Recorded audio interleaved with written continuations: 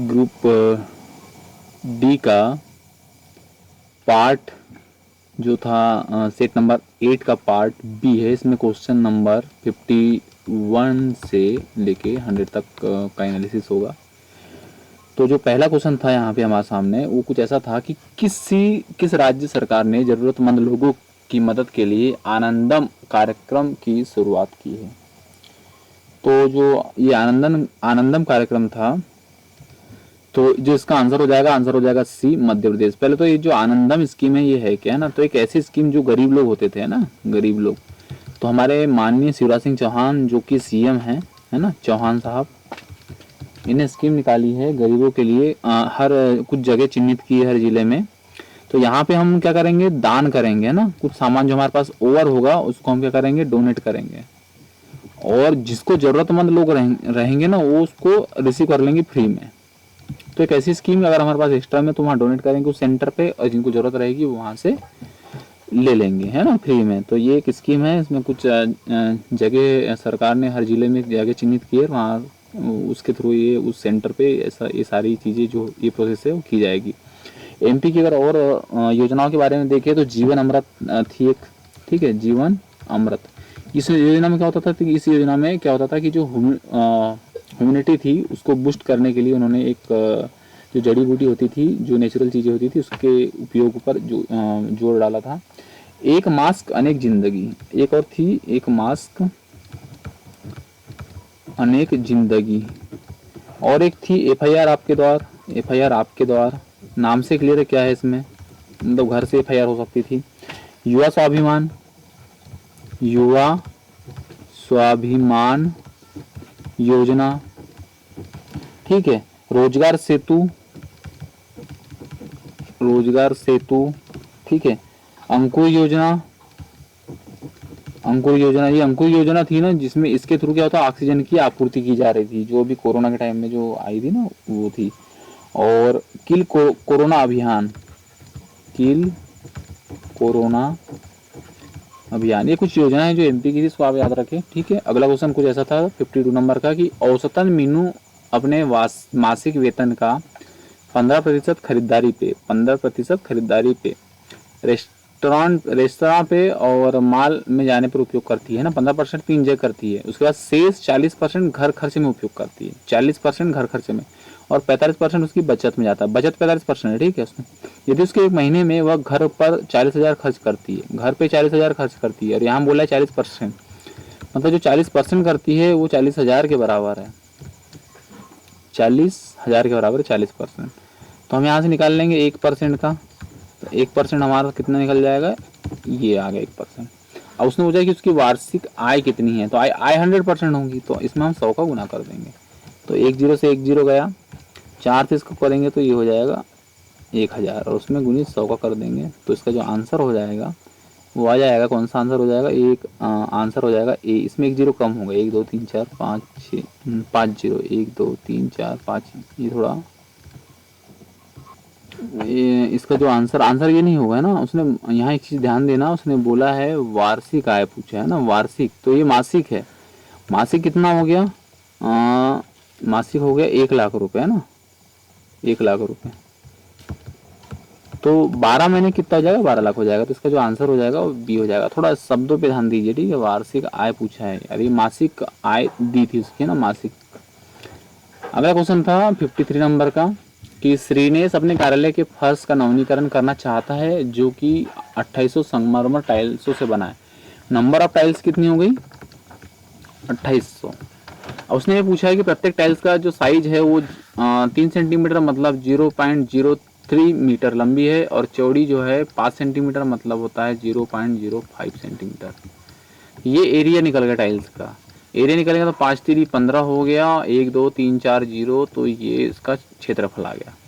अब ये square metre इसका क्षेत्रफल आ गया स्क्वायर मीटर में, ठीक है। और प्रत्येक वर्ग मीटर की जो दर है 25 रुपए है, और टोटल टाइल्सों की संख्या 2800। इसको हम गुना कर देंगे, तो जब इसको गुना करेंगे तो हमारे सामने क्या निकल के आएगा,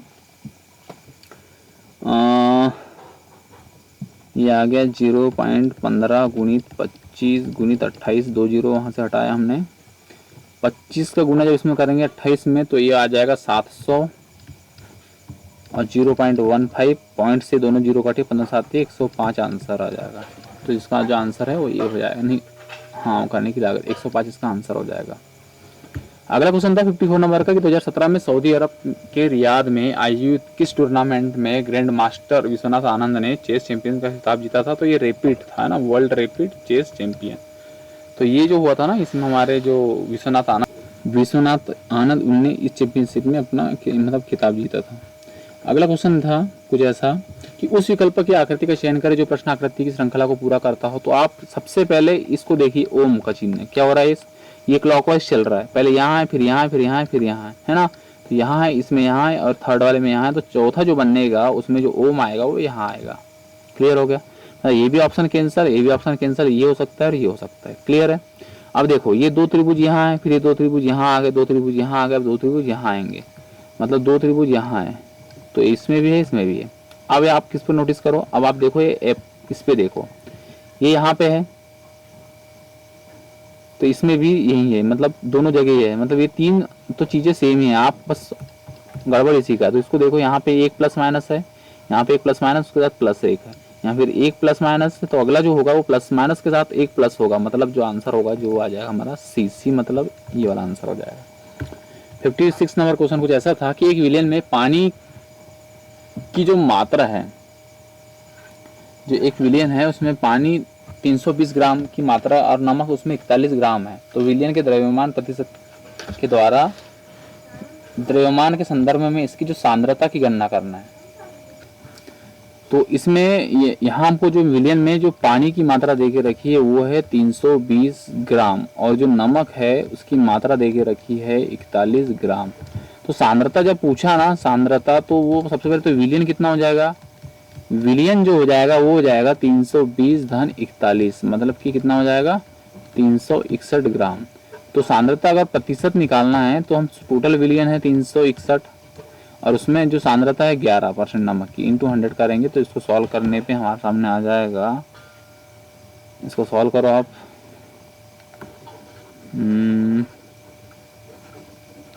इसको जो सॉल्व करेंगे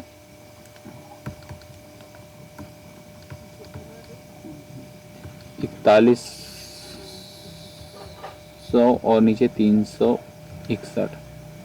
सबसे पहले 410 में भाग देंगे तो एक हो जाएगा, एक एक कम, एक एक 6 और एक 3, जो बचेगा नीचे वो बचेगा 40 50 49, एक जीरो फिर आएगा, फिर हम भाग देंगे, एक ही बार जाएगा, फिर यहाँ 361, फिर देखेंगे यहाँ पे 9 और यहाँ पे बचेगा 2, यहाँ पे 1। ठीक है। अब भाग नहीं जाता है तो हम पॉइंट लगाएंगे और एक जीरो बढ़ाएंगे। ठीक है। अब भाग देंगे कितनी बार, 3 चौक 12, 3 चौक 12 ज़्यादा हो जा रहा है ना, 3 बार भाग देंगे तो 11.3, मतलब कि ये आंसर परसेंट में आएगा ना, तो ये डी आंसर हो जाएगा। पूरा सॉल्व करने की आवश्यकता नहीं, परसेंट दिया है इसी में, 11 यहाँ तक आया आंसर, सीधा आंसर ये हो जाएगा डी। अगला 57 नंबर क्वेश्चन था कि 2020 तक भारतीय श्रम बल की अनुमानित वृद्धि कितनी होगी। तो इसका सी आंसर है। ऐसे क्वेश्चन अगर आते हैं तो इस पर ज़्यादा शब्द ना करें, है ना। ये ऐसे एक दो क्वेश्चन आएंगे जो बिल्कुल नहीं बनेंगे, तो मतलब ऐसे क्वेश्चन जो रहेंगे इनको आप थोड़ा सा अगर आप इग्नोर भी करें तो चलेगा। अगला क्वेश्चन देखो क्या था। अगला क्वेश्चन 58 नंबर का, निम्नलिखित में से कौन सा राइजाइड के बारे में गलत है। ये क्वेश्चन पूरा नहीं है। ठीक है। इसके जो 4 ऑप्शन थे वो मैं आपको बताता हूँ। इसका जो पहला ऑप्शन था वो ये था कि इनकी संरचना और कार्य संवहनी भूपादप के मूल रोम के समान होते हैं। और जो इसका जो बी ऑप्शन था वो भी कुछ ऐसा था कि ये विभिन्न ऊतकों से बनी बहुकोशिकीय संरचनाएं होती है। जो ये होते हैं ऊतकों से बनी बहुकोशिकीय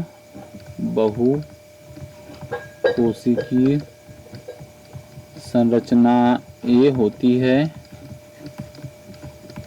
और जो तीसरा था वो कुछ ऐसा था कि ये ब्रायोफाइट्स की निचली, ये जो होती है ब्रायोफाइट की निचली एपिडर्म जिसको बोलते हैं, एपिडर्म की कोशिका होती है। और जो चौथा ऑप्शन था वो कुछ ऐसा था कि इनमें पूर्ण विकसित तना, जड़ और पत्तियां होती है। इनमें पूर्ण विकसित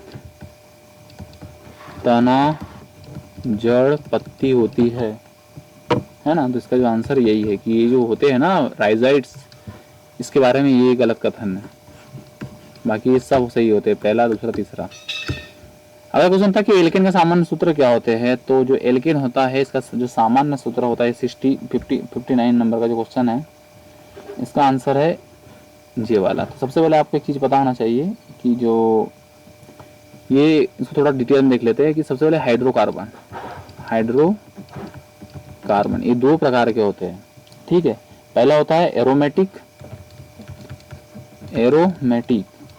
और दूसरा होता है एलिफेटिक। ये होती है बंद संरचना होती है इनकी, याद रखना। संरचना कैसी होती है? बंद, और इनकी खुली संरचना होती है, ठीक है। ये गंधित होते हैं ना, गंध, ये जो होते हैं गंधहीन होते हैं, मतलब इनमें गंध नहीं होती है। इंटरेस्टिंग चीज और क्या, जो एलिफेटिक होते हैं ये होते हैं दो प्रकार के, एक होता है संतृप्त हाइड्रोकार्बन और एक होता है असंतृप्त हाइड्रोकार्बन। तो जो संतृप्त होते हैं ना, इन संतृप्त हाइड्रोकार्बन में आते हैं एल्केन आता है,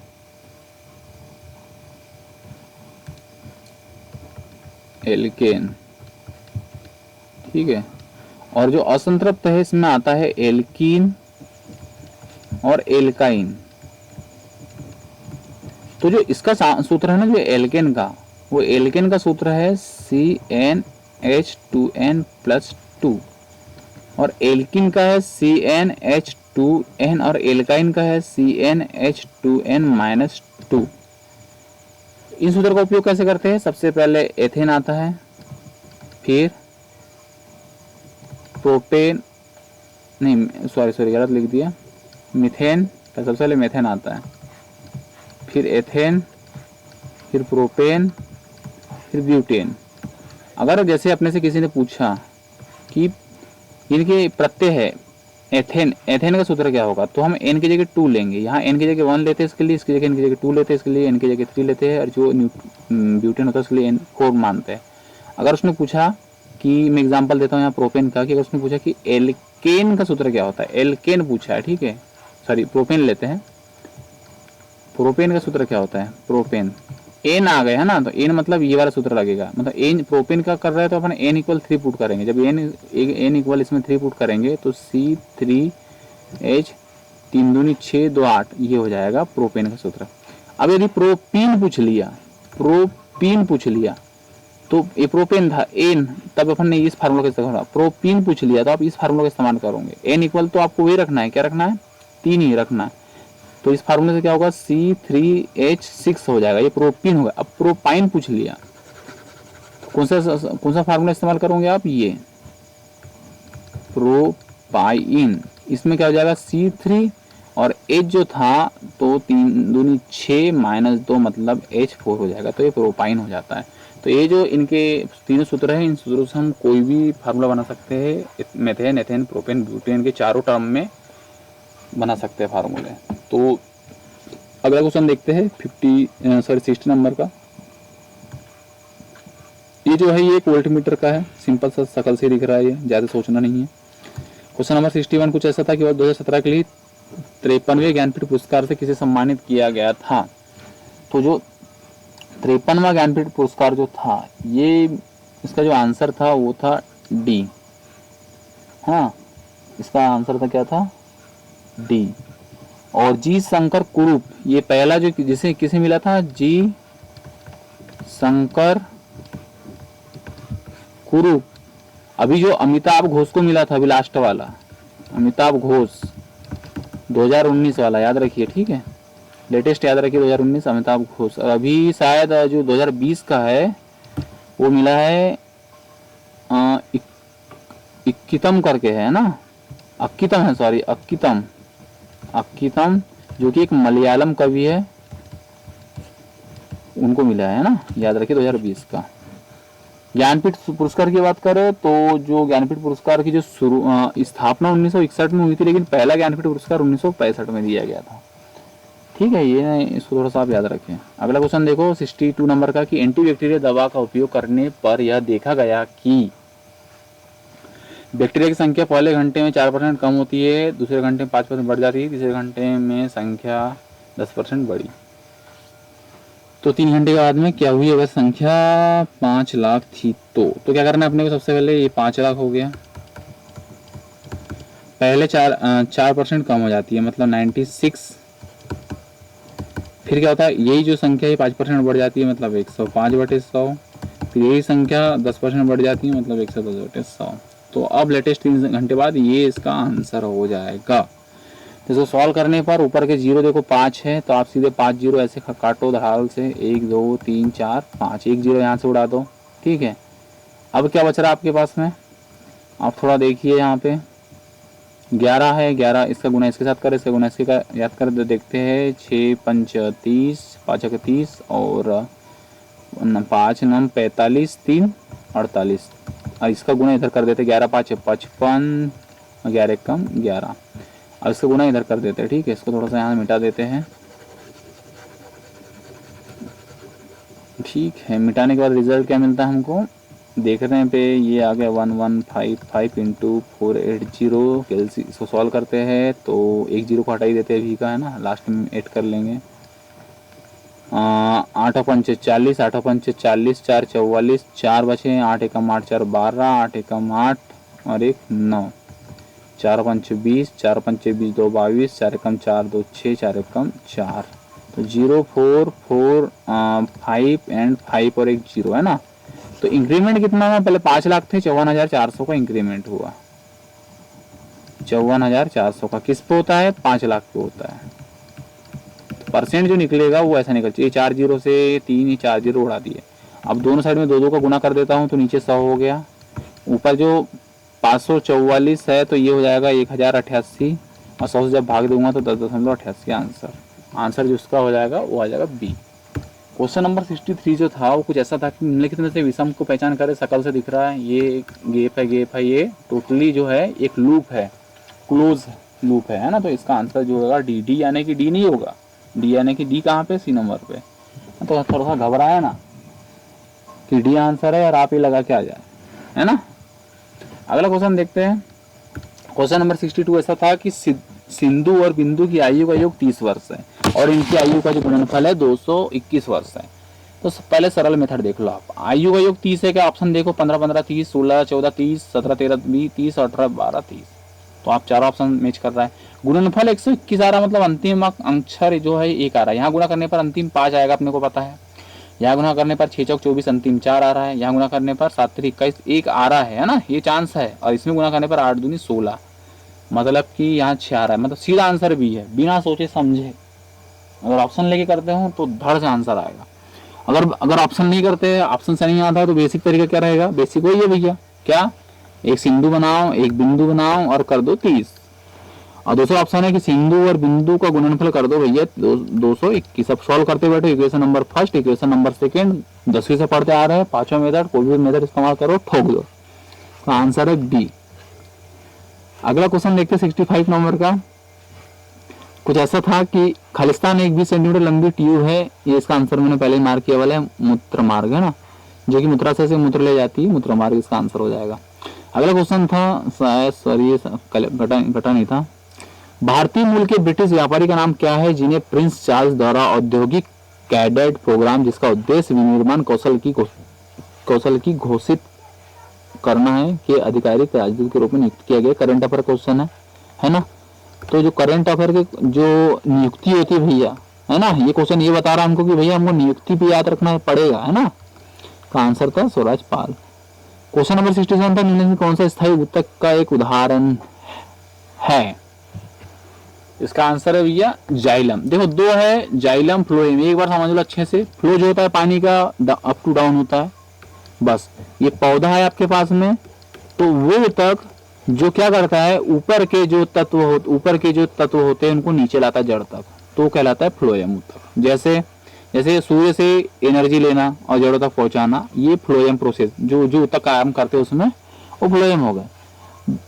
जाइलम मतलब क्या होता है? जो जड़ होती है, ये जड़ों से ये क्या करते हैं, जो खनिज तत्व लेते हैं ये मिट्टी से पौधा, और पत्तियों तक उनको आहार पहुंचाता है ना, जो भी उनका आहार होता होगा।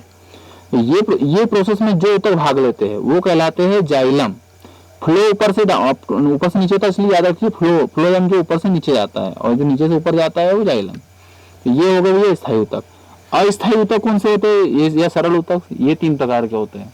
3 प्रकार में कौन कौन से होते हैं? सबसे पहले होता है कौन सा? मृदु ऊतक। दूसरा होता है कौन सा वाला? एक आखिरी का दृढ़ ऊतक। और जो बीच वाला होता है, बीच वाला कौन सा ऊतक होता है? बीच वाला जो होता है वो स्थूल ऊतक होता है। स्थूल, अब इंग्लिश के नाम देखो बड़े प्यारे प्यारे इनके, है ना। जो मृदु होता है उनको बोलते हैं पेरेनकाइमा, पेरेनकाइमा, है ना, दोनों नाम याद रखें। जो स्थूल होता है उसको बोलते हैं कालेनकाइमा, कालेनकाइमा। और जो दृढ़ ऊतक होता है उसका नाम है स्केरेनकाइमा। अब प्रोसेस क्या है इनकी? कुछ नहीं है भैया, थोड़ा सा अंतर है, जरा सा एकदम, है ना। तो जो दृढ़ ऊतक होते हैं ना, ये ऊतक की जो कोशिका भित्ति होती है बहुत कठोर होती है। कठोर की होती है, इसकी जो कोशिका भित्ति में जो सेल होते हैं ना, ये मृत सेल होते हैं, मर जाती है इसलिए दृढ़ हो जाती है। ये दो होते हैं, इनकी जो कोशिका भित्ति होती है ये थोड़ी सी सेल्यूलोज की बनी होती है, ये लिग्नन की बनी होती है। एक चीज और याद रखो, और ये सेल्यूलोज की बनी होती है, ग्लूकोसेल्यूलोज जो होता है ना उसकी बनी होती है। बस इतना सा अंतर है। ये क्वेश्चन शायद इस अभी तक हम 7वां 8वां सेट कर रहे हैं, इसमें कम से कम ये 5वीं या 6वीं बार है क्वेश्चन जो रिपीट हो रहा है, जो कि इन 5 तक पे आता है। या तो जाइलम पे आएगा, या तो फ्लोएम पे आएगा, या पेरेनकाइमा पे आएगा, कालेनकाइमा पे आएगा, स्केरेनकाइमा पे आएगा, है ना। तो ये मच इंपॉर्टेंट, ज्यादा जरूरी हो जाता है। अगला क्वेश्चन था निम्नलिखित समूह के लिए उपयुक्त वेन आरेख का चयन करें। कपड़े, शर्ट, ताला। भैया तो कपड़ा उसी में शर्ट आता है, ताला अलग। सी आंसर सीधा दिख रहा है। क्वेश्चन नंबर 69 था, भारत के संविधान में मौलिक अधिकारों को पारित करने का विचार किस देश से लिया गया था भैया? 69। तो इसका आंसर जो था वो आ जाएगा अमेरिका।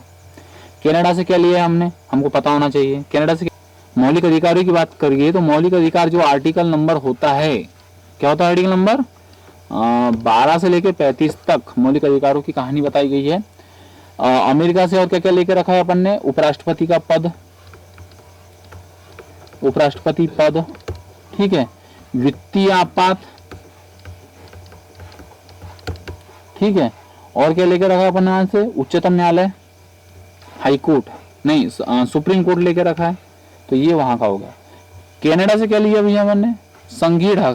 संघीय ढांचा लेकर रखा है। ब्रिटेन से संसदीय प्रणाली लेकर रखा है, संसदीय प्रणाली। इमरजेंसी कहां से लिए अपन ने? इमरजेंसी ये लिए जर्मनी से, ठीक है। आयरलैंड से क्या लेकर रखा है? नीति निर्देशक तत्व, नीति निर्देशक तत्व। रसिया से क्या लेकर रखा है? रसिया से लेकर रखा है अपन ने कर्तव्य भैया, है ना। तो ये कुछ चीजें हैं आपको याद होनी चाहिए, है ना। कुछ भी उखड़ सकता है कहीं से भी, एकदम धमाकेदार परफॉर्मेंस साथ में याद रखें। अगला क्वेश्चन था कि इस रेखा चित्र में 3 भाषाओं का अध्ययन करने वाले छात्रों की संख्या दर्शाई गई है, ठीक है। फ्रेंच भाषा, स्पेनिश भाषा, जापानीज भाषा। 2 भाषाओं का अध्ययन कर रहे छात्रों की संख्या पूछा गया है कि 2 भाषा जो अध्ययन कर रहे हैं उनकी छात्रों की संख्या क्या क्या है? तो भैया 5 धन, इसका आंसर आ जाएगा 5 7, ये 5 7 और 20, तो इसकी संख्या हो जाएगी 25 7 32 आंसर। सिंपल सा है, कहीं जाना नहीं, कुछ नहीं करना, थोड़ा दिमाग दौड़ा, आंसर धड़ाल से सामने। क्वेश्चन नंबर 71, 25 मई 1966 सप्ताह का कौन सा दिन था? तो ये सबसे पहले आपको 2 4 6 कोड याद होना चाहिए। जैसे एग्जाम्पल के लिए आपको पहले जो वो कोड याद होना चाहिए, कौन से वाले? मंथ वाले कोड। मंथ वाले कोड क्या कैसे याद रखोगे? 144 याद रखो, फिर 0, फिर 5 का वर्ग याद रखो, फिर 0, फिर 6 का वर्ग याद रखो, फिर 1 4 6 याद रखो। जनवरी, फरवरी, मार्च, अप्रैल, मई, जून, जुलाई, अगस्त, सितंबर, अक्टूबर, नवंबर, दिसंबर। अगर लीप वर्ष आता है तो इनमें दोनों में से लीप वर्ष कहाँ आता है? भैया फरवरी में आता है, बाकी इधर तो कोई असर नहीं पड़ने वाला। तो फरवरी में आता है तो उसको 1 दिन पहले असर पड़ेगा, मतलब दोनों में से एक माइनस कर देगा तो यहाँ 0 हो जाएगा, यहाँ 3 हो जाएगा। क्लियर हो गया? अब ये अब ईयर का जो कोड याद रखो। हमको सबसे पहले पता है कौन सा वाला? 2000 का क्या होता है? 6 होता है। 2000 क्या होता है? 6। 1900 का क्या है? 1900 का है 0, ठीक है।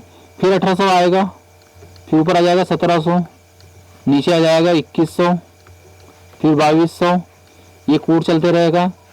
क्या हो जाएगा 0। इसके बाद 64206 6420। तो ये सीक्वेंस चलता रहता है ना, 6420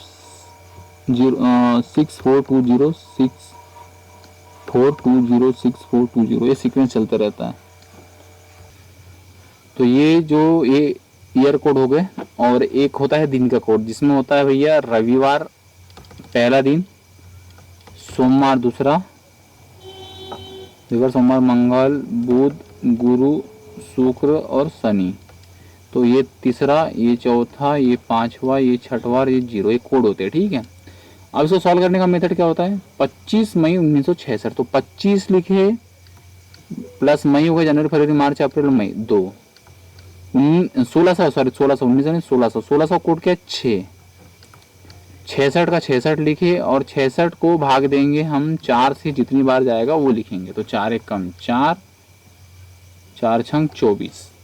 अब इसको जोड़ते क्या होता है, जोड़ने पे हमको पता चलता है कि ये हो गया 27 8 ये 33 हो गया, 33 यहाँ लिखे और नीचे 16 लिख देते, इसको जोड़ लेते, 6 6 12 12 3 15 के 5 हाथ का 1, तो 5 और 6 11 115 हो गया। और 115 जो भी आता है उसको फिर अपन 7 से भाग दे देते हैं। 7 से भाग देने पे हमको मिलता है 7 एकम 7, बच जाता है 4, 7 छंग 42, 3 शेष बचते हैं, 3 शेष मतलब मंगलवार।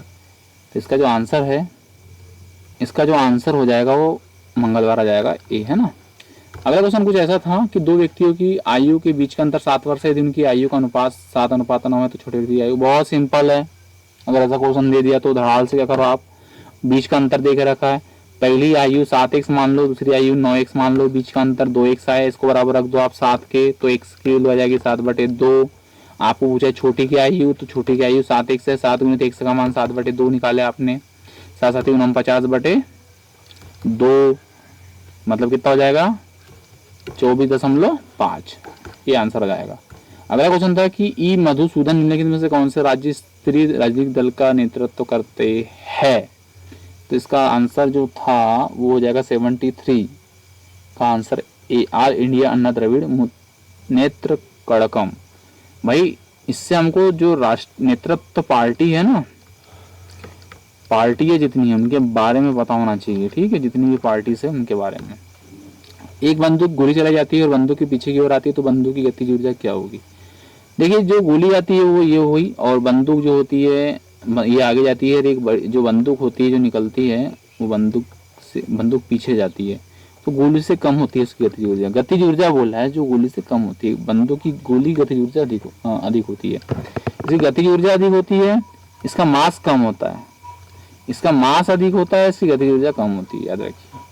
अगला क्वेश्चन है, इस क्वेश्चन से इस तरीके से क्वेश्चन भी आता है कि अगर उसमें दोनों की द्रव्यमान देके रखे, m1 देके रखा है, यहाँ का m देके रखा है, इसकी वेलोसिटी देके रखी, इसकी वेलोसिटी देके रखी, संवेग संरक्षण का नियम लगता है यहाँ पे, m1v1 equal capital M v, और यहाँ से हम निकाल सकते हैं, ये होता है गोली का द्रव्यमान गोली का वेग, बंदूक का द्रव्यमान बंदूक का वेग। यहाँ से हम कोई भी क्वेश्चन पूछ सकता है, कुछ भी 3 चीज़ देगा वो अपने को और एक निकालने का बोलेगा, तो आप इस फार्मूले का इस्तेमाल करके निकाल सकते हो।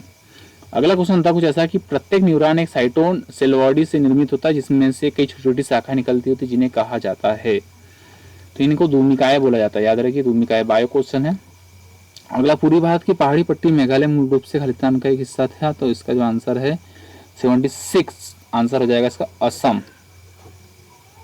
ठीक है, असम की बात करें तो जो आसाम है, मुख्यमंत्री जो है यहाँ के सर्बानंद सोनोवाल है। ठीक है, सर्बानंद सोनोवाल है।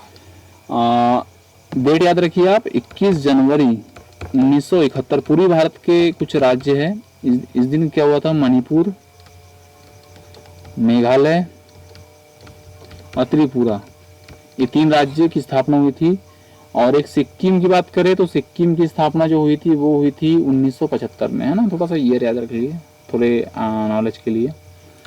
क्वेश्चन नंबर जो है 77 की एक पाई चार्ट दिया है, उसमें पूछा गया है कि कुछ कंपनी है जो कि अपने की चीज़ें बनाती है, और आखिरी में पूछा है कि एक्टिविटी टॉयज से अर्जित आय ज्ञात कीजिए। जो एक्टिविटी टॉयज है उससे मतलब ये पूछा है 5%। और जो आंसर थोड़ा रॉन्ग था ये 38 था, याद रखिए ना, 38 72 00 इसका हमको 5% चाहिए था। तो हम सबसे पहले इसका 10% निकाल लेंगे और इसको आधा कर लेंगे, ठीक। या तो फिर सीधा इसको ये 2 जीरो से 2 जीरो गया और 5 का गुना कर दो, 5 दूनी 10, 5 से 7 35 और 1 36, तो इसमें 35 और 1 36, 3 5 8 8 40 3 43, ये आंसर हो जाएगा सीधा। ज़्यादा सॉल्व करने की आवश्यकता नहीं, आप चेक भी करते रहो, पूरा सॉल्व करने की जरूरत नहीं पड़ेगी आपको। क्वेश्चन नंबर 70 एक ऐसा था कि एक त्रिभुज की 3 भुजाएं हैं, 5 12 13, इनको देख के समझ में आ रहा है कि एक समकोण त्रिभुज है, क्लियर है, जो कि ये 5 है, ये 12 है और ये 13 है। उनने बोला कि तीनों के जो मिड पॉइंट्स है ना, मिड पॉइंट्स तीनों के, उन मिड पॉइंट को बनाने के बाद उनके अंदर एक त्रिभुज जनरेट होता है।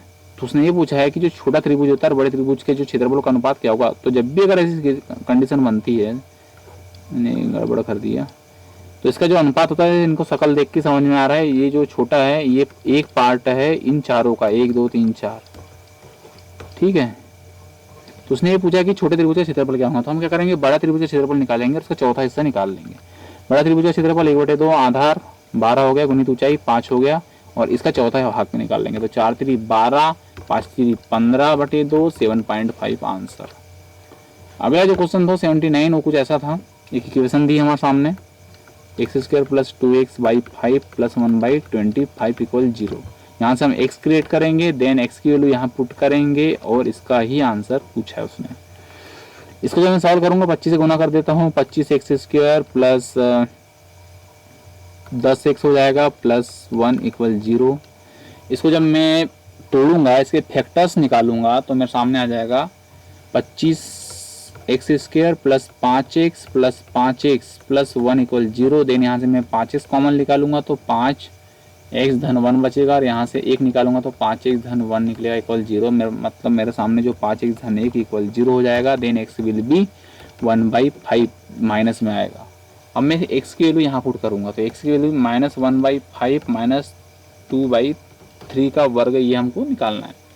तो मैं क्या कर रहा हूँ, अब यहाँ पे थोड़ा सॉल्व करता हूँ इसको। जब मैं एलसीएम लूँगा तो 15 आ जाएगा, और ऊपर आएगा 3 × 3 -3, और यहाँ आ जाएगा -5 दूनी 10, और इसका वर्ग। देखिए यहाँ 15 है नीचे, मतलब नीचे आने वाला है 225, जो कि एक ही ऑप्शन में, सीधा आंसर ए, बिना सॉल्व किए। सॉल्व ही नहीं करना है, अगर ऑप्शन आपको सॉल्व करते टाइम आपको ऑप्शन पे ध्यान देना है और सीधे टिक लगाना है। अगला क्वेश्चन कुछ ऐसा था, इस आकृति को देखना है और देखना है कि ये किससे मैच कर रही है, किससे नहीं कर रही है। इसको नोटिस करो, ये जो है ध्यान से देखो, ये क्लॉकवाइज है घड़ी की दिशा में, ये भी घड़ी की दिशा में है, ये भी घड़ी की दिशा में है, क्लियर है। और ये एंटी क्लॉकवाइज है, घड़ी की विपरीत दिशा में, और ये भी घड़ी की विपरीत दिशा में। तो इसका आंसर जो हो जाएगा सी, यानी सी आंसर इसका मेन हो जाएगा। 81 नंबर का था, सागर वनजा का भाई है। ये जो सागर है ये मेल है और वनजा का भाई है, इसका भी आइडिया नहीं, मेल फीमेल दोनों हो सकते हैं। वनजा की बेटी का सागर से, एक बेटी है इसकी, मतलब ये फीमेल है, ठीक है, बेटी है, इसका सागर से क्या संबंध हो सकता है। अगर ये लड़का हो तो चाचा भतीजा हो सकता है, यदि ये लड़की है तो मामा हो सकता है, ठीक है। तो इसका आंसर ऑप्शन मामा भांजी का रिलेशन बी आंसर आ जाएगा, ठीक है। अगर ये बहन है तो ये भांजी हो जाएगी, अगर ये भाई है तो भतीजा, भतीजी हो जाएगी। तो भतीजी ऑप्शन में नहीं है, तो आप किस पे क्लिक करोगे, भांजी पे। अगला क्वेश्चन था 82 नंबर का, भारतीय रिजर्व बैंक द्वारा 1 अगस्त 2018 को घोषित नई रेपो रेट क्या हुई। देखिए रेपो रेट वो होती है, रेपो रेट जो कि हमें बैंक देती है, बैंक हमको जो ब्याज देती है उसको बोला जाता है रेपो रेट। तो सबसे पहले जो बैंक की बात करें तो आरबीआई की जो स्थापना हुई थी 1935 में हुई थी। कब हुई थी? बैंक की स्थापना जो हुई थी वो 1935 में हुई थी। आरबीआई की जो स्थापना हुई थी 1935 में हुई थी। और इसके जो चीफ है वो है फिलहाल में शशिकांत दास। शशिकांत दास जो है इसके अभी करंट में चीफ है। तो कुछ रेट याद रखना अपने को, जैसे रेपो रेट हो गया, एक होता है रेपो रिजर्व रेट होता है, ठीक है। उसके बाद रिजर्व रेपो रेट होता है, एक रेपो रेट होता है, एक रिजर्व रेपो रेट होता है, एक होता है बैंक रेट होता है, ठीक है, एक होता है CRR और एक होता है SLR। अब आप पांचों को थोड़ा अच्छे समझ लो, है ना। सबसे पहले जो रेपो रेट है वो तो 4% है। बैंक रेट जो होता है, जो बैंक हमको ब्याज देती है वो होता है। रेपो रेट क्या होता है, आरबीआई क्या करती है, आरबीआई क्या करती है, बाकी बैंकों को लोन देती है, तो उसको बोलते हैं रेपो रेट। क्लियर है। अगर आरबीआई, ये आरबीआई है जो कि सबसे बड़ी बैंक, फिर नीचे सार्वजनिक बैंक, तो ये जब लोन देती है तो 4% के हिसाब से लोन देती है। बट अगर उसको इनसे लोन लेना होता है तो इससे कम में लेती है, जो कि अभी रिजर्व रेपो रेट है 3.35%, कम परसेंट में मिलता है इन बैंकों से आरबीआई को, ठीक है। Sir reserve repo rate. Bank rate क्या होती है, अगर जो बैंक होती है ये बैंक फिर हमको लोन देती है, नीचे वाले हम लोग कंज्यूमर को, तो होती है बैंक रेट, जिसकी जो वैल्यू है वो है 4.25%। अब CRR क्या है, CRR है केस रिजर्व रेट। इसका फुल फॉर्म क्या है, केस रिजर्व रेट। ये अक्सर मतलब मैक्सिमम टाइम अभी तक चेंज नहीं हुई है, 4% ही है। ये एक ऐसा अमाउंट होता है जो कि हर बैंक को आरबीआई में जमा करना होता है, जो कि उसका जो टर्नओवर होता है उसका 4% हमेशा आरबीआई में जमा होता है, कैश रिजर्व, जो कि एक आरक्षित राशि होती है। और एक होता है SLR, जिसका फुल फॉर्म होता है स्टैट्यूटरी लिक्विडिटी रेशो। कई बार क्या होता है, जो हमने सुना होगा, जो गोल्ड होता है, जो एसेट जो होते हैं, हमारे एसेट जो होते हैं, उनको हम एक अमाउंट बतौर बैंक में जमा करते हैं, उस संबंध में होता है SLR। आप इसका फुल फॉर्म पर याद रखिए। बाकी तो अगर जो आता है, जिसकी जो रेट होता है वो 18% होता है, वो भी याद रखिए ना, 18% के आसपास होता है। अगला क्वेश्चन है 83 नंबर का कि इंडिया का नाम जो सिंधु नदी, इंडस वैली सिविलाइजेशन सुना ही होगा आपने, वहां से पढ़ा 83। अगला साहित्य और शिक्षा पत्रकारिता श्रेणी में 2017 में पद्म विभूषण पुरस्कार सम्मानित किसे गया था। 2017 को आप जाने दीजिए भाड़ में, आपको करंट याद रखना चाहिए 2020 का। तो 2020 की कहानी देखिए तो टोटल जो थे 119 दिए गए, जैसे पद्म विभूषण, पद्म भूषण और पद्म श्री। अगर इनकी क्वांटिटी की बात करें तो इनकी जो संख्या थी 119। जो पद्म विभूषण जो था वो कितने लोगों को मिला है, पद्म विभूषण मिला है 7 लोगों को, पद्म भूषण मिला है 10 लोगों को, और ये मिला है 102 लोगों को। तो सबसे ज़्यादा मोर इम्पोर्टेंट है 7 लोग। तो ये 7 लोग कौन कौन से हैं, आप इनको थोड़ा मैं जैसा बता रहा हूँ वैसे याद रखिए। तो ये 6 और एक 7, ठीक है। तो इनको याद करने के लिए सबसे पहले जो 2 लोग थे जो विदेश के थे, जैसे शिंजो अबे, ये जापान के भाई साहब थे, है ना, उनको याद रखो। उनको सामाजिक सेवा के लिए मतलब दिया गया था, जनसेवा के लिए। एक नरेंद्र कपानी थे, कपानी, ठीक है। ये साइंस और टेक्नोलॉजी के लिए दिया इनको, साइंस टेक्नोलॉजी। ये यूएसए के है ना, तो ये विदेश के हो गए। अब दिल्ली से 2 लोग थे, बीबी लाल करके थे, है ना, ये पुरातात्विक विभाग से थे, पुरातात्विक। और एक थे मौलाना वहीद्दीन, मौलाना वहीद्दीन खान। ये आध्यात्म के लिए दिया इनको, ठीक है, आध्यात्मक की श्रेणी में दिया। तो ये दिल्ली से हो गए। अब तमिलनाडु से 2 थे, SP बालाकृष्णन था और एक था डॉक्टर बेल्ले, ये चिकित्सक थे, ठीक है। ये कलाकार थे, आर्ट के लिए दिया गया इनको, कला के लिए। ये चिकित्सा के क्षेत्र में दिया गया इनको। और एक भाई साहब थे सुदर्शन साहू, तो ये भाई साहब थे भैया उड़ीसा के। तो इन 7 लोगों के नाम बहुत, ये 7 के याद कर लीजिए। फिर ये बहुत सारे हैं, 10 102 इनको जरा प्रॉब्लम है, ज़्यादा हो जाएंगे। अब इसके भी आप याद कर सकते हैं, पद्म भूषण के गूगल पर सर्च करके उनको आप याद रख लीजिए।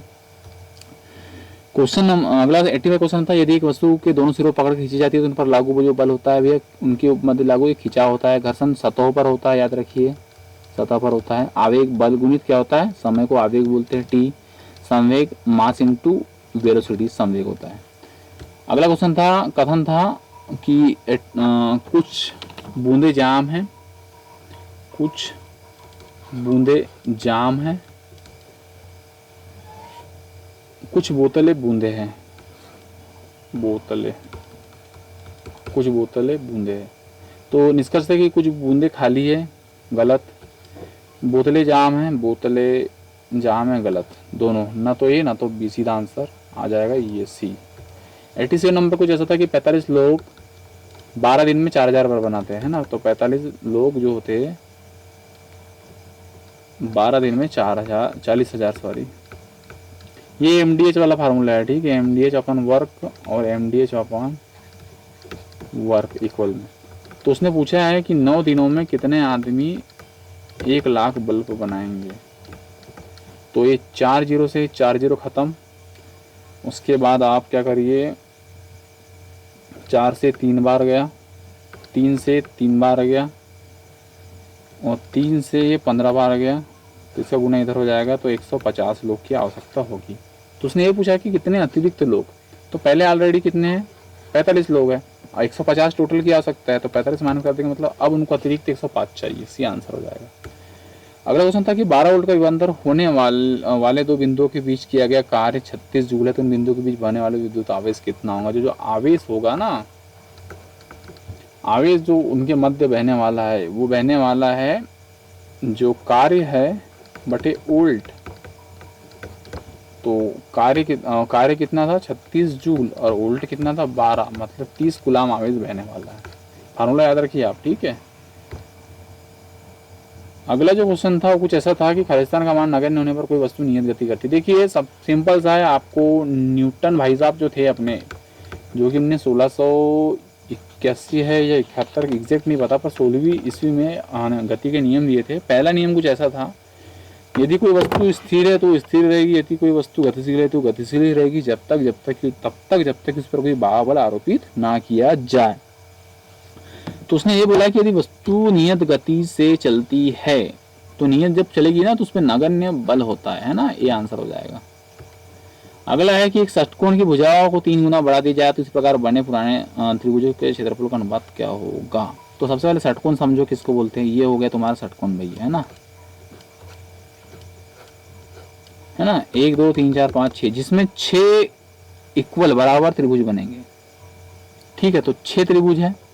अभी करंट में इसका क्षेत्रफल क्या होगा, 6 गुणित 1 का, इसको मान लेगा इसकी भुजा ए है, तो हमको पता है कि एक समकोण त्रिभुज की जो भुजा होती है उसका जो क्षेत्रफल होता है √3/4 ए स्क्वायर होता है।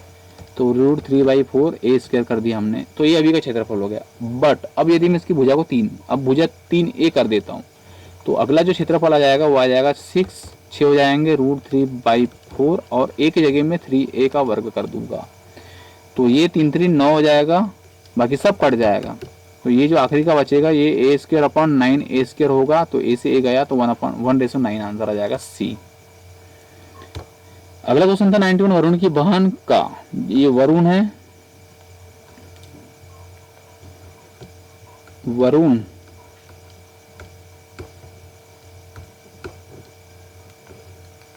ये वरुण है और वरुण की बहन है, कोई नहीं पता कि एक वरुण की बहन के इकलौते भाई मतलब खुद वरुण की माँ, वरुण की माँ के भाई से क्या संबंध है, वरुण की माँ और माँ का भाई मामा, सी आंसर हो जाएगा इसका, क्या आंसर हो जाएगा सी। अगला क्वेश्चन, संगम काल के महाकाव्य शिल्पाधिकारम और मणि मेखल्ले खालिस्तान भाषा में लिखे गए थे, तमिल भाषा में लिखे गए थे। ये बहुत ही मतलब एक्स्ट्रा ऑर्डिनरी क्वेश्चन हो गया भैया, है ना, मतलब बोलते हैं ना कि एक चमत्कार जैसा कुछ हो जाए ना, तो इस तरीके क्वेश्चन है। तो आप इसका टेंशन ना ले कि ये क्वेश्चन देख लिया और आप बस सब पूरे महाकाव्य सब याद करने लगे। प्राचीन कुछ महाकाव्य याद कर सकते हैं, सभी को याद करना आवश्यक नहीं है ना। इसको इस सेट में आया इसका मतलब नहीं कि हर सेट में आएगा। अगला, हाल ही में आई फिल्म एक संजू थी, मुख्य अभिनेता कौन थे, रणबीर कपूर। किसने बनाई थी इसको, हिरानी साहब ने बनाई थी, है ना, राजकुमार हिरानी, जिनने 3 इडियट बनाई थी, जिनने 3 इडियट की मूवी बनाई थी भाई, और अच्छे एकदम मस्त आदमी है ये डायरेक्टर साहब जो है, अच्छी पिक्चर बनाते हैं। तो ये संजय रणबीर कपूर जो थे, इनने संजू का किरदार निभाया था। डायरेक्टर का नाम याद रखिए। लेटेस्ट अभी जो फिल्म फेयर अवार्ड हुए थे उसको भी आप थोड़ा सा याद रखिए। जो फिल्म फेयर अवार्ड हुआ था ना, आईफा जो भी हुआ था, इसमें जो गली बॉय थे वो भाई साहब को बहुत 19 अवार्ड मिल चुके हैं। उसको डायरेक्ट किसने किया था, तो उसको डायरेक्ट किया था उसने जोया अख्तर। ये 2020 की कहानी है। और 2019 की बात करें तो 2019 में जो मिला था वो मिला था अपने नेशनल अवार्ड की बात करें, राष्ट्रीय अवार्ड फिल्म, तो वो मिला था अपने द उरी सर्जिकल स्ट्राइक, है ना, सर्जिकल स्ट्राइक के लिए मिला था। और एक था अंधाधुन, दो मूवी को कंबाइन रूप से दिया गया था। अगला क्वेश्चन देख लेते हैं। 35 लीटर के एक मिश्रण में पानी और दूध का अनुपात 4:1 है। एक 35 लीटर का मिश्रण है जिसमें पानी और दूध 4:1 में है, तो 35 4 के हिसाब से 28 लीटर ये हो जाएगा और 7 लीटर ये हो जाएगा।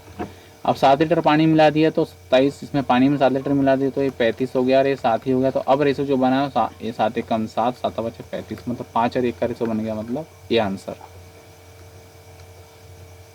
अगला क्वेश्चन देखो क्या है। एक था क्वेश्चन था 95 नंबर का कि संक्रमण धातु नहीं है। इसका आंसर ए था नेप्टेनिन। ये जो है परमाणु क्रमांक 93 है इसका। ये जर्कोनिन है, इसका परमाणु क्रमांक 40 होता है, ये एक संक्रमण धातु है। रीनियम है, इसका परमाणु क्रमांक 75 होता है, ये भी एक संक्रमण धातु है। और एक है टेक्नियम, इसकी परमाणु क्रमांक 43 होता है, जो कि ऑलरेडी। और एक प्लेटिनियम भी है और एक आयरन भी है, ये भी संक्रमण धातु होती है। असल में संक्रमण धातु कौन सी होती है, ये पी ब्लॉक के तत्व है 2 डिब्बे में, क्लियर है। और बीच में आपने देखे होंगे ऐसे तत्व बने हैं ना। और फिर यहाँ पे है कौन से, ये एस ब्लॉक हो गया, ये पी ब्लॉक हो गया, तो डी। तो ये डी ब्लॉक के जो तत्व होते हैं इन्हीं को बोला जाता है संक्रमण धातु। इसके जो पहले दूसरे तीसरे रो के जो तत्व होते हैं ना वो संक्रमण धातु कहलाते हैं। अगला क्वेश्चन देखो, दी गई आकृति में विषम पहचानी। ये पैरेलल है, ये पैरेलल नहीं है, डी आंसर सीधा मतलब सी, सोचना ही नहीं है। 96 नंबर का क्वेश्चन कुछ ऐसा था कि एक मिश्रण में रेत और रोड़ी का अनुपात, रेत थी और रोड़ी थी, तो रेत रोड़ी का अनुपात 41 और 30 था।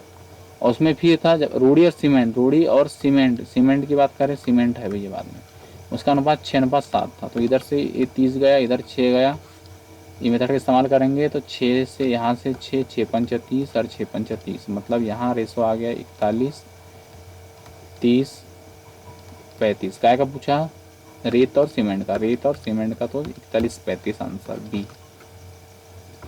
अगला क्वेश्चन था कि ये कुछ दिए उपयुक्त संख्यान में दाएं से 15वां, दाया ये होता है यहाँ से 15वां, पहला दूसरा तीसरा चौथा पाँचवा छठवां सातवां आठवां नौवां 10वां 11वां 12 13 14 15, ये हो गया। और 15वें से दाएं छठवां, मतलब पहला दूसरा तीसरा चौथा पाँचवा छठवां, ये आंसर 20 का आंसर हो जाएगा। क्या है, तो एन आंसर हो जाएगा। 99 कुछ ऐसा था कि परमिल और उसकी बहन एक साथ 54 दिनों में उसके घर की दीवारों को पेंट कर सकते हैं। एक परमिल है और उसकी सिस्टर है, वो 1 साल जब काम करते हैं तो 54 दिन लगते हैं। यदि केवल परमिल काम करे तो 81 दिन लगते हैं। यदि दोनों एक साथ पेंटिंग का कार्य आरंभ किए, परंतु अब इसको थोड़ा सॉल्व कर देते हैं। तो 6 9 54 9 27, 27 दूनी 54 होता है, 27 3 81 होता है। तो एलसीएम में क्या ले लूँगा, 27 3 81 गुनी 3, एलसीएम ले लेता हूँ मैं। 3 1 कम 3 है, 3 8 8 24, 27 दूनी 54, 27 3 81 और 27, मतलब 6 और 6 7 42 और 6 दूनी 12 4 162 एलसीएम ले लूँगा। एलसीएम 162 लेने पे मुझे कितना बचेगा, 27 162/54, 27 इसको काटूंगा तो ये 6 बचेगा, 27 दूनी 54, तो यहाँ 3 आएगा और यहाँ 2 आएगा। तो मुझे ये समझ में आ गया कि परमिल जो है अकेली काम करती है तो 88 दिन लगता है। अगर मैं सिस्टर का निकालूंगा तो सिस्टर का इसमें से इसको माइनस कर दूंगा, तो सिस्टर का निकल जाएगा मेरे पास 1 यूनिट। 1 यूनिट मतलब अब उसने ये पूछा है कि दोनों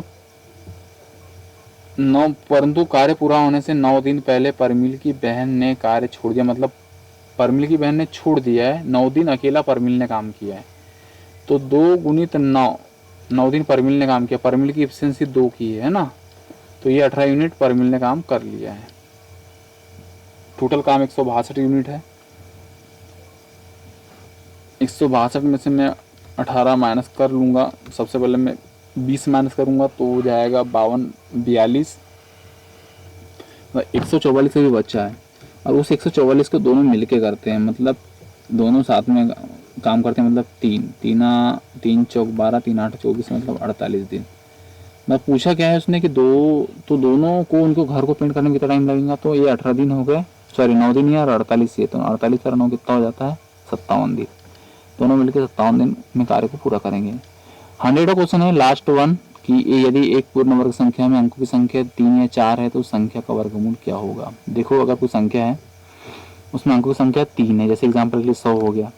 अगर 4 है जैसे एग्जाम्पल के लिए क्या हो गया,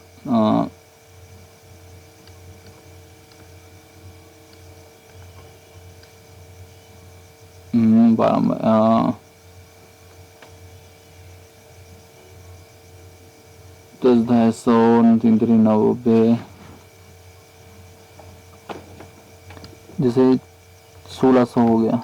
3 अंक की संख्या होगी, 4 अंक की संख्या होगी। पता क्या चल रहा है, ये 100, ये 10 का वर्ग है, ये काय का वर्ग है, 40 का वर्ग है। एग्जाम्पल के लिए 49 हो गया, तो ये काय का वर्ग है, ये 70 का वर्ग है। मतलब कि अंकों की संख्या 2 ही होगी जिनका जो वर्ग करेंगे, या तो 3 होगा या तो 4 होगा। ठीक है, तो संख्या कितनी हो सकती है, या तो दो संख्या की संख्या हो सकती है जिनके जो वर्ग करने पर या तो 2 आएगा, या तो 3 अंक की संख्या बनेगी, या तो 4 अंक की संख्या बनेगी। तो भैया ऐसे हो जाते हैं हमारे सेट नंबर 8 का पार्ट भी खत्म। अगला सेट नंबर 9 लेके हम आएंगे अगले कुछ घंटों में, मिनटों में या दिनों में। तो मिलते हैं अगले सेट में। Good luck and all the best.